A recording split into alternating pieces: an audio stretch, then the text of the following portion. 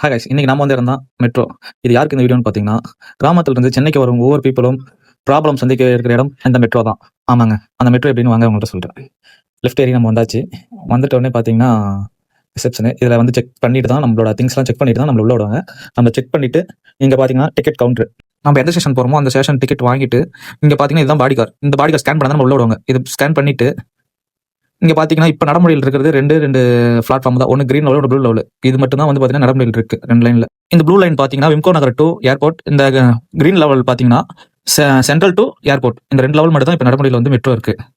அப்படியே டிக்கெட் எடுத்துட்டு மேலே வந்துட்டோம்னா பிளாட்ஃபார்ம். இந்த பிளாட்ஃபார்மில் லிஃப்ட்ல ஏறியும் வரலாம், பட் ஸ்டெப்ஸ் இருக்கு, ஸ்டெப்ஸ் வழியாக வரலாம். வந்தோம்னா பிளாட்ஃபார்மில் அங்கே ஒரு எல்டி டிவி ஸ்க்ரீன் ஓடிட்டு இருக்கு. எத்தனை மினிட்ஸ்ல ட்ரெயின் வரணும் அதை நம்ம பார்த்துட்டு கொஞ்சம் நேரம் வெயிட் பண்ணிட்டு இருக்கணும். பட் பார்த்து வெயிட் பண்ணிட்டு இருக்கும்போது கொஞ்ச நேரத்தில் ட்ரெயின் வந்துடும்.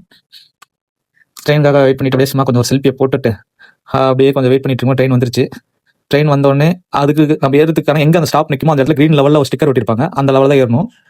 அதில் உள்ள ஏறணும்னா சில ரூல்ஸ்லாம் இருக்குது மெட்ரோவில், அதெல்லாம் நம்ம செய்யக்கூடாது. பட் அடுத்த வீடியோ அதை பார்ப்போம். Tata, bye bye. அடுத்த ஸ்டாப் நம்ம வரப்போது இறங்க போகிறோம். பாய். பிடிச்சிருந்தா லைக் பண்ணுங்க.